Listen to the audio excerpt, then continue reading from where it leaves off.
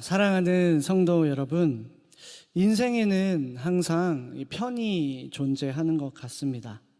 꼭 나의 편뿐만 아니라 선이 있으면 악이 있는 것처럼 항상 내가 서 있는 반대편이 존재합니다. 우리가 살면서 자주 사용하는 말이 있습니다. 줄을 잘 타세요 라는 말이 있는데, 어느 공동체든지 사람과 관계를 맺으며 살아야 하기 때문에 내가 어떤 사람과 인맥을 맺느냐에 따라 내 인생의 결과가 달라질 수 있기 때문입니다. 지금은 아직 말단 사원일 수 있지만 이 사람이 만약 미래의 사장이 될 만한 사람이라면, 그 사람과 인맥을 가깝게 지낸다면 나중에 그 사람이 사장이 될 때 나 또한, 나의 신분 또한 급상승할 수 있는 확률이 올라가기 때문이죠.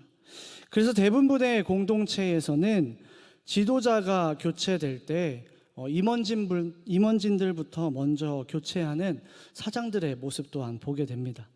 이전에 사장님과 함께 열심히 일하며 충성했던 사람일지라고 하더라도 결국 자신과 더 맞는 사람을 뽑기 때문이죠.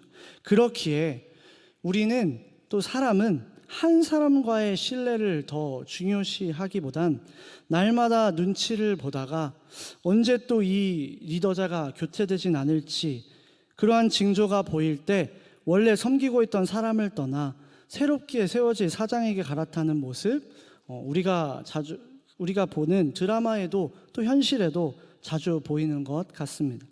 하지만 이것은 세상에서 기대는 인생의 자세입니다. 우리 믿는 그리스도인들의 인생의 원리는 다른 것이죠. 우리가 붙잡는 분은 예수님, 오직 한 분이시기 때문입니다. 그분은 영원히 변하시지 않는 분, 실패가 없으신 분이시기 때문에 우리는 다른 줄을 갈아탈 이유가 없는 것이죠. 그렇기에 우리가 예수님의 줄을 붙잡는 사람이고, 내가 예수님 편에 서 있는 자들이라면 우리의 인생은 실패가 없을 줄 믿습니다. 오늘 본문을 통해 이 하나님의 편에 서 있는 자는 어떤 자세와 습관을 가지고 있으며 하나님은 그 자에게 어떤 은혜를 주시는지 함께 살펴보며 우리의 믿음을 점검하고 이 성경의 교훈을 통해 깨달으며 도전받고 다짐하는 시간 되길 소망합니다. 본문 1절을 보면 다윗에게 사람들이 다가오는 것을 볼 수 있습니다. 그들이 다가와 하는 말은 블레셋 사람이 그일라를 쳐서 그 타작마당을 탈취하려고 합니다. 지금 당장 블레셋 사람들을 물리쳐 주세요라고 간구하는 것이죠. 그런데 이상하지 않습니까? 다윗은 현재 무슨 상태죠? 다윗은 도망자의 신세입니다. 다윗은 지금 막강한 군사력도 없고 자신의 목숨도 부지하기 힘든 상황입니다. 하지만 그의 눈앞에 현재 자신의 능력으로는 감당하기 어려운 문제가 다가온 것이죠. 보통 사람 같으면 이런 요청에 어떻게 응답할까요?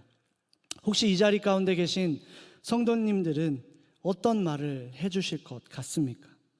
말씀을 묵상하며 솔직하게 저라면, 죄송합니다. 저도 지금 힘이 없고 능력도 없고 지금 당장 내 살 길도 바쁘기 때문에 당장 돕기가 어려울 것 같습니다 하고 돌려보낼 것 같습니다. 하지만 다윗은 그러지 않았던 것이죠. 하나님의 편에 서 있는 다윗은 바로 이 상황 속에 두 가지 모습을 보였습니다.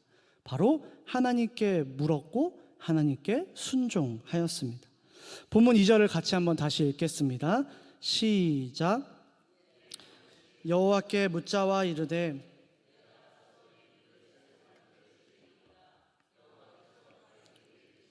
가서 블레셋 사람들을 치고 그일라를 구원하라 하시니, 다윗은 자신의 상황과 형편을 먼저 챙기기보다 그 자리에서 바로 무릎 꿇어 여호와께 물었던 것입니다. 그의 기도를 보면 자신에게 처한 이 상황을 놓고 하소연하기보다 하나님의 뜻만을 물어보며, 하나님, 내가 가서 정말 이 블레셋 사람들을 쳐야 합니까? 라고 기도했던 것이죠. 그리고 하나님께서는 응답하셨습니다. 가서 블레셋 사람들을 치고 너가 그일라를 구원하라 라고 말씀하셨죠. 현재 다윗과 함께하는 이 자들은 다윗만큼의 믿음이 없었던 것 같습니다. 그래서 이어지는 본문을 보면요, 하나님께서 명령하심을 듣고 다윗에게 이렇게 말합니다. 아니 다윗이요, 우리가 사울이 지금 무서워서 유다에 있기도 두려워서 도망자의 신세를 지고 있는데 어떻게 우리가 사울보다 더 무서운 블레셋 사람들을 치고 그일라로 내려갈 수 있겠습니까? 라고 하소연을 하였던 것이죠. 그들의 하소연을 들은 이 다윗은 주변 사람들의 말에 휘둘려 자신도 그것에 동의하는 모습을 보였거나 고민하지 않았고 바로 또 하나님께 기도하는 모습을 보입니다. 그의 기도에 하나님께서는 동일하게 응답하셨습니다. 그일라로 내려가라, 내가 블레셋 사람들을 내 손에 넘기리라 라고 말씀하셨죠. 여기서 더 재밌는 점은 성경에는 다윗이 그 다음에 하나님께 어떠한 반발이나 다시 되묻는 행동을 하지 않았고 바로 블레셋 사람들을 치기 위해 그일라로 내려가 순종하는 모습을 보인다는 것입니다. 그는 하나님께 물었고 그는 하나님께 순종하였습니다. 사랑하는 여러분, 진짜 기도의 자세는 이래야 하지 않을까요? 기도는 이러한 마음으로 해야 합니다. 하나님, 내가 도대체 어떻게 살아야 합니까? 하나님, 지금 나 어떻게 해야 합니까? 이 문제를 놓고 내가 어떻게 해결해야 합니까? 라고 물으셨다면, 그리고 하나님이 응답하시고 말씀해 주셨다면 아멘, 주의 뜻대로 하겠습니다 하며 순종해야 할 줄 믿습니다. 교회를 위해 한 가지 직분을 맡아 섬김의 제안을 받으면 먼저 하나님께 정말 이 일이 내가 감당할 수 있는 일인지 신중히 묻는 것 너무 중요합니다. 꼭 그렇게 해야 합니다. 충분한 기도와 결단 없이 사역을 감당하다 보면 결국 내가 지칠 때 모든 것을 내려놔야겠다라고 포기할 수 있기 때문이죠. 하지만 지금 나의 상황과 여건을 보았을 때 주의 일을 감당하기 터무니없어 보여도 하나님께서 그 일은 당신이 해야 합니다, 그 일은 너가 해야 합니다 라고 말을 하면 하나님의 영광을 위해서 감당해라 라고 말씀하시며 우리는 아멘 하며 순종해야 할 줄 믿습니다. 당시 다윗의 상황 또한 블레셋에 가서 그일라를 주민을 구원할 능력과 힘은 전혀 없었습니다. 그렇게 정말 자신이 감당할 수 있는 일인지 물었고 또 하나님은 그 일을 다윗이 감당하는 것이 맞다고 재차 말씀해 주신 것이죠. 그러자 다윗은 확신을 가졌고 그 일을 감당했고 결국 그일라 주민들을 블레셋 군대들의 손에서 구원할 수 있었습니다. 당시에는 다윗뿐만 아니라 이 일을 감당할 수 있는 수많은 사람들이 있었을 것입니다.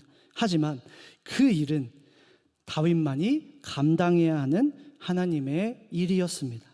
하나님은 다윗이 그 일을 하길 바랬던 것이죠. 사랑하는 여러분, 어떤 사역을 앞두고 내 자신을 볼 때 정말 내가 이 일을 감당할 깜냥이 되나? 라고 생각할 수 있습니다. 두려울 수 있습니다. 하지만 주님께서 바로 여러분이 그 일을 감당하도록 하시게 하셨다면 하나님이 반드시 모든 과정을 함께 하시고 도와주실 것이라고 믿습니다. 그렇게 두려워하지 마시고 간절히 기도해서 응답 받으셨다면 믿음으로 담대하게 맡겨진 사명을 위해 살아가는 저와 여러분들 되기 소망합니다. 여기에서 우리 본문을 통해 더 중요한 사실이 있습니다. 하나님께서 그것은 내가 감당해야 할 사역이 아니고 다른 사람을 위해 예비된 자라고 말씀하시고 혹시 응답하셨다면 그것 또한 순종해야 한다는 것이죠. 오늘 본문에 나오는 요나단이 바로 그러한 모습을 보였습니다. 본문 16절과 17절을 함께 읽어보겠습니다. 시작. 사울의 아들 요나단이 일어나 수풀에 들어가서 다윗에게 이르러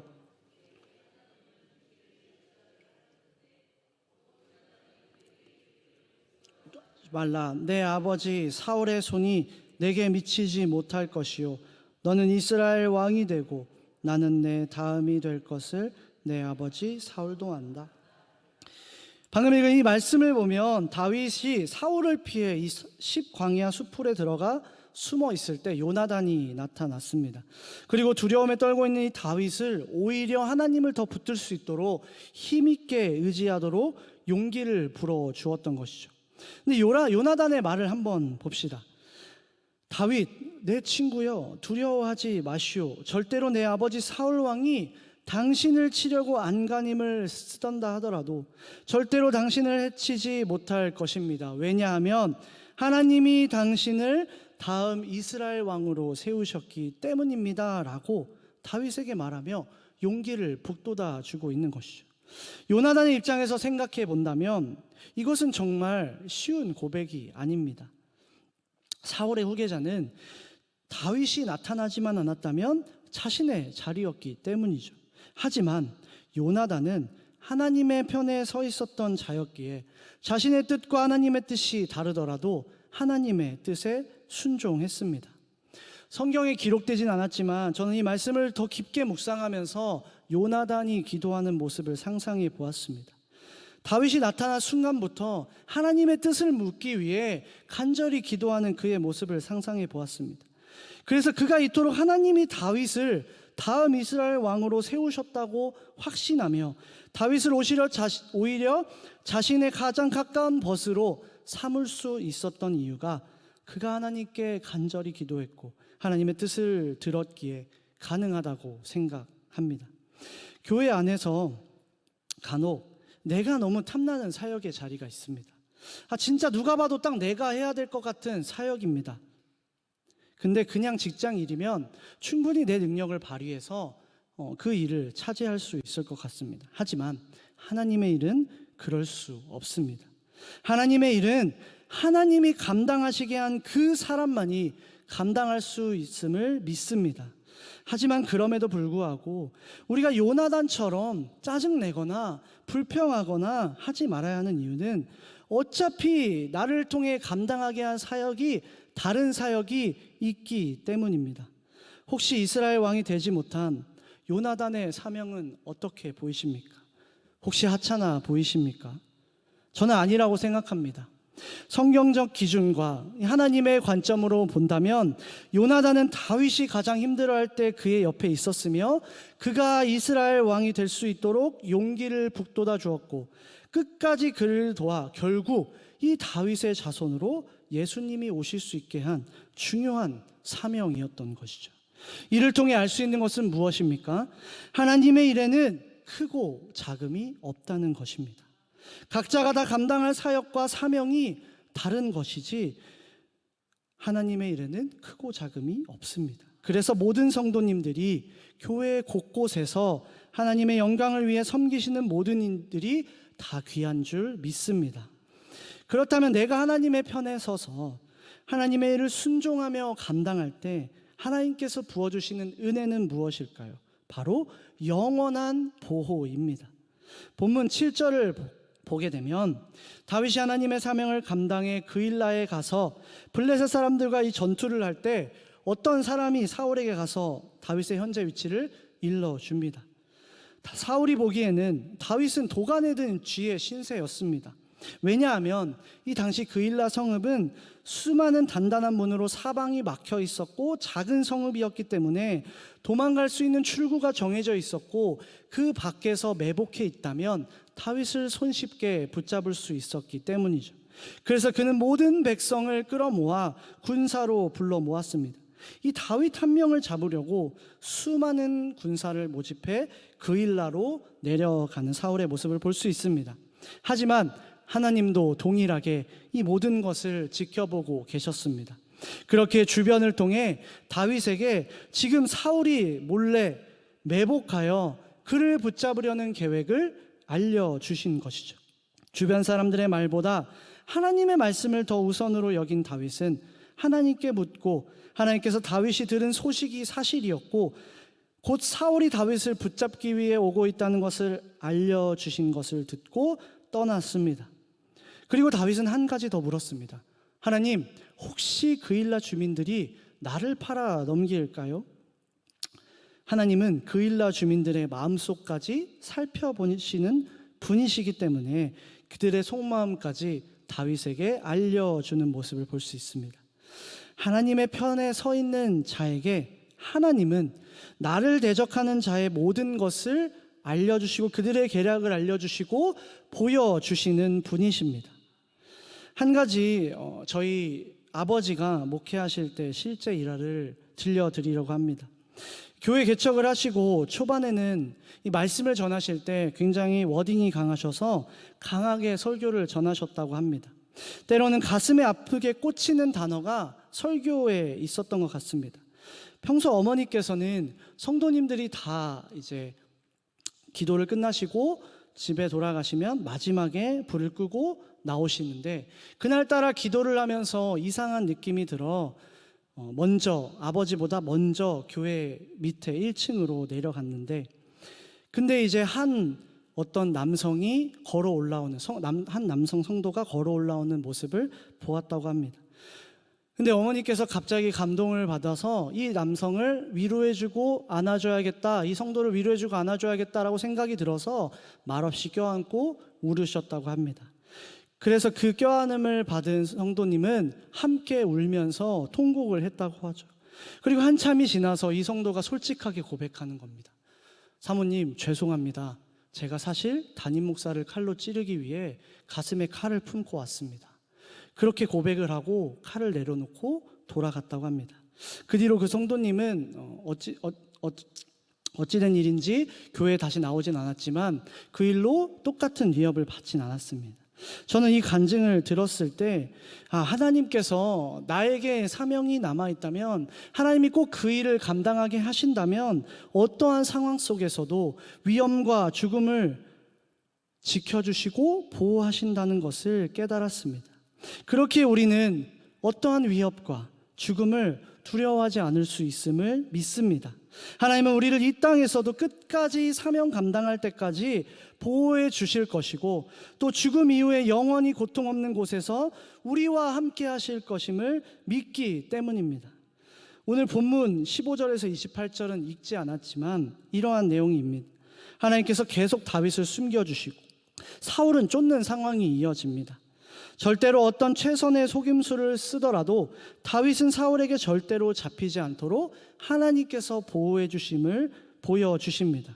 우리 함께 본문 26절을 읽고 말씀을 맺겠습니다. 26절입니다. 시작.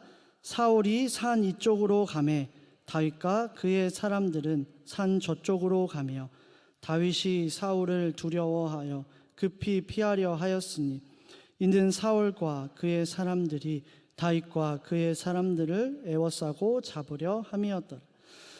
이후에 보면 결국 하나님께서 사울이 다윗을 잡는 것을 포기하지 않는 것을 보시고, 오히려 사울이 이제 다윗을 더 괴롭히지 못하고 눈앞에 위협을 주지 못하도록 블레셋 사람을 사용하여서 사울의 발걸음을 완전히 돌리시는 역사를 일으키는 것을 볼 수 있습니다. 다윗의 눈앞에서 더 이상이 위협하지 못하도록 사울을 치워주신 것이죠. 사랑하는 강성의 모든 성도님 여러분, 오늘 말씀을 들으며 우리가 한 가지 고민해 봤으면 좋겠습니다. 정말 나는 하나님의 편에 서 있는 사람인가? 하나님은 내 편이심을 믿고 아는데 정말 나는 누구 편에 서 있었는가? 내가 하나님의 편에 서 있다고 확신하신다면 우리는 하나님께 기도하는 습관을 들여야 할 줄 믿습니다. 하나님의 편에 서 있기 때문에 하나님의 뜻을 물어야 하는 것이죠. 그리고 충분히 물어보시고 하나님께서 응답하시고 그에 대한 답을 들었다면, 그것이 어떤 답이든, 내가 원했던 답이든 원하지 않았던 답이든 우리는 순종하는 저와 여러분들 되길 소망합니다. 나만 감당하셔야 하는 일이라고 하나님이 말씀하신다면 순종하여 내가 할 수 없는 것 같아도 하나님의 능력을 붙잡아 감사함으로 감당하고, 내가 욕심은 나더라도 하나님이 그 일은 내가 감당해야 할 것이 아니라고 말씀하신다면 내려놓고 오히려 그 일을 더 감당할 수 있는 사람을 하나님이 세우시면 그 사람을 도와 협력하는 우리가 되어야 할 줄 믿습니다. 그것이 내가 하나님의 편에 서 있는 자의 모습이기 때문이죠. 그렇게 하루하루를 우리가 순종함으로 하나님의 사역을 감당하실 때 우리의 삶은 하나님이 날마다 보호해 주실 줄 믿습니다. 누군가가 우리를 음해하기 위해 계획하고 또 꾀를 쓴다고 할지라도 하나님은 절대로 우리가 그들의 계략대로, 당하지 않도록 때로는 마주치지 않게 보호하시고 숨겨주시고 아니면 악한 세력을 다른 곳으로 옮겨주시는 그 하나님의 능력이 있을 줄 믿습니다. 하나님의 시선은 하나님의 편에 서 있는 자들에게 있기 때문입니다. 오늘도 하나님이 내 편 되심에만 안주하는 것이 아니라 내가 하나님의 편에 서 있는 자로, 서 있는 성도로 기도하며 살아가는 저와 여러분들 되길 주 예수 그리스도의 이름으로 축복합니다. 기도하겠습니다. 사랑의 주님, 감사합니다. 주님의 편에 설 수 있도록 예수 그리스도를 보내주셔서 우리를 구원해 주심에 감사드립니다. 우리가 붙잡은 이 주님의 손을 어떠한 역경과 환난 속에서도 넘어지지 않고 끝까지 붙잡을 수 있도록 주여, 다른 사람이 우리를 음해하고 하나님을 믿지 못하게 하고 또 여러 가지 시험을 주더라도 우리는 무너지지 않고 하나님께서 주신 그 사명 붙잡고 끝까지 능력을 감당하며 하루하루 살아가는 우리 모두가 되게 하여 주시옵소서. 감사드리며 예수님의 이름으로 기도합니다. 아멘. 모두 다 함께 자리에 일어나셔서